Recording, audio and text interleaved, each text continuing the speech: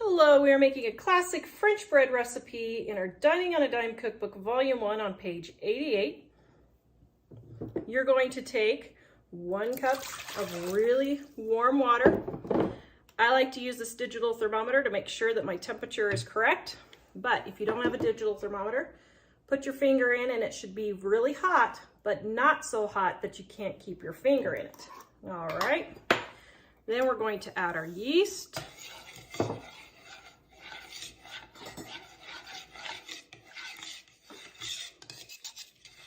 And our sugar, and we're going to let our yeast get all nice and poofy. Let that sit for about 5 minutes. And that is what it looks like when it starts to grow. Can you see the yeast blooming there? You can just see them popping up all over the place. All right, it's nice and frothy. I'm going to add my oil and my salt. Stir that together. And then we're going to add our flour.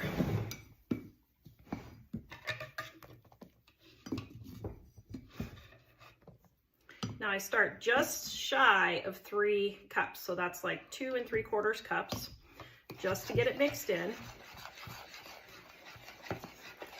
You want to make sure you start with less before you add more. Even then, I probably should have done 2 1/2, because look how dry that is.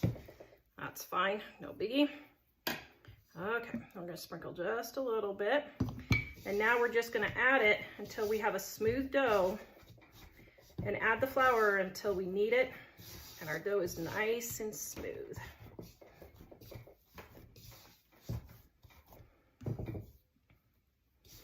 Now, I live in a drier climate here in Wyoming, so I need less flour, but if you live in a humid climate, it does affect how much flour you need because there's more moisture in the air and it attracts that moisture. So here in Wyoming, it looks like I'm only going to need 3 cups. This is the first time I have made this recipe in our new house in Wyoming.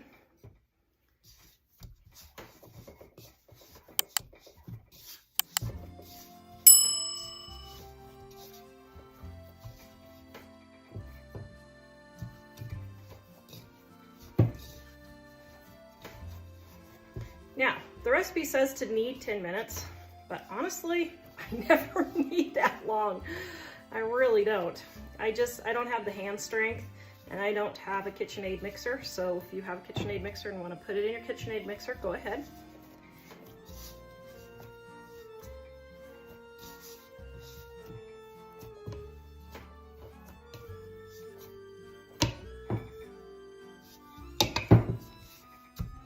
It's just sticking just a little bit.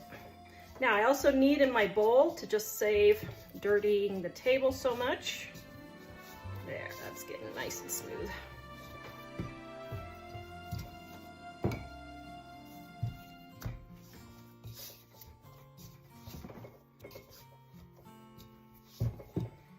Then I also let it rise in the bowl. Just spray it with some cooking spray on both sides.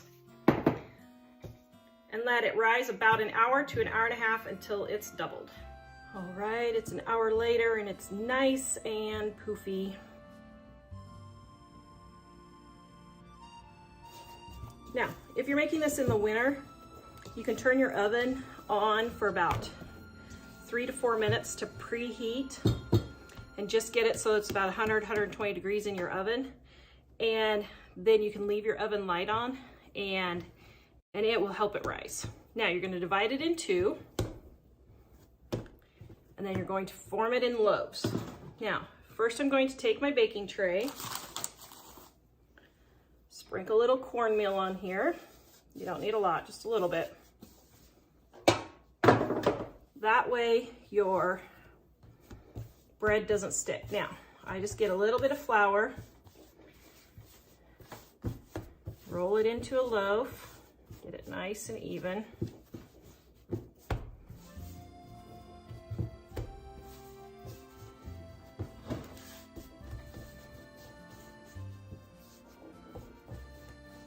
Okay, that looks about good.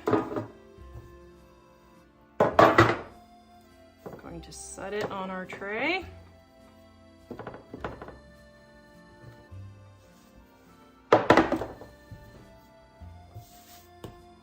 Going to do that again.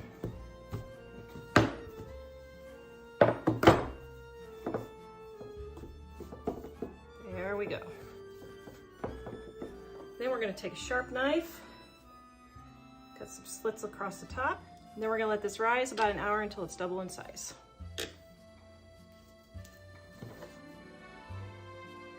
As I was putting everything up, I realized I forgot my egg wash. There's your egg and your milk.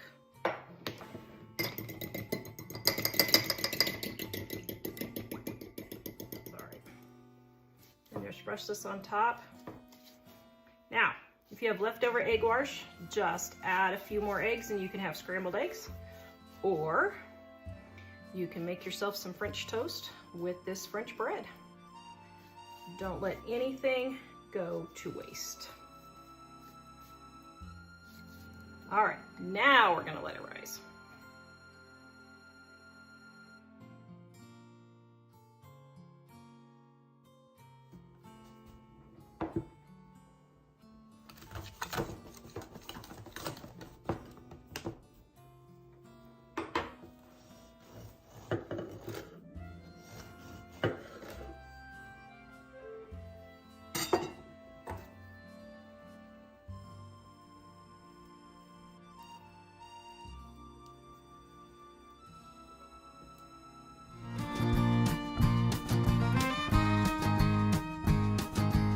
All right, guys, this uses self-rising flour and plain yogurt. You don't want flavored yogurt.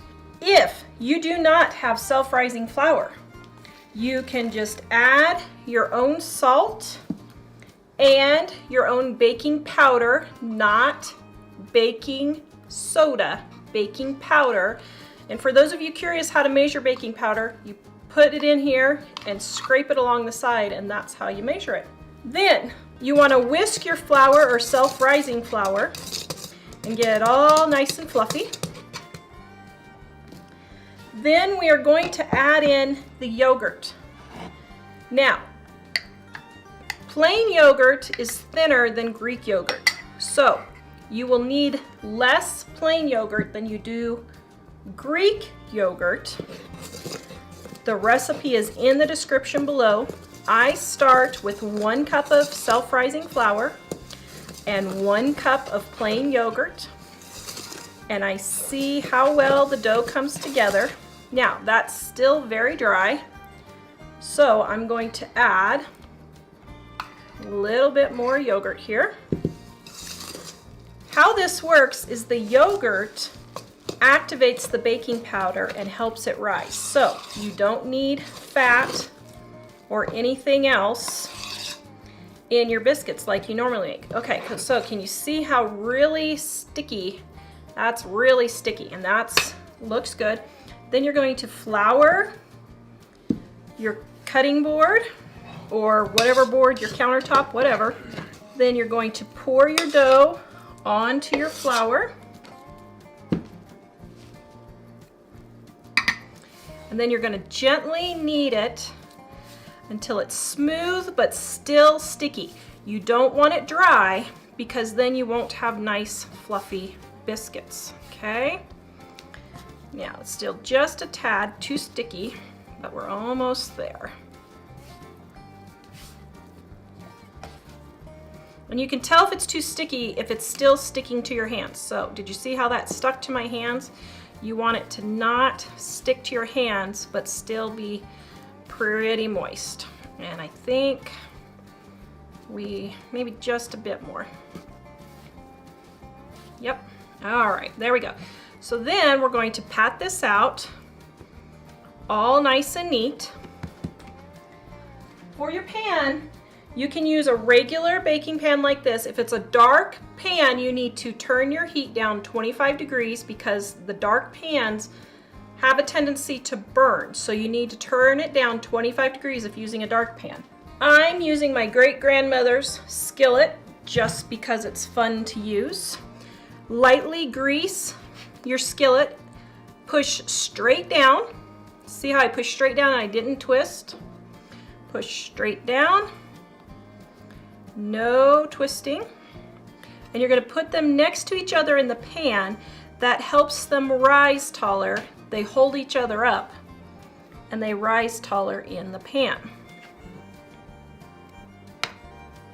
Look at that, yum.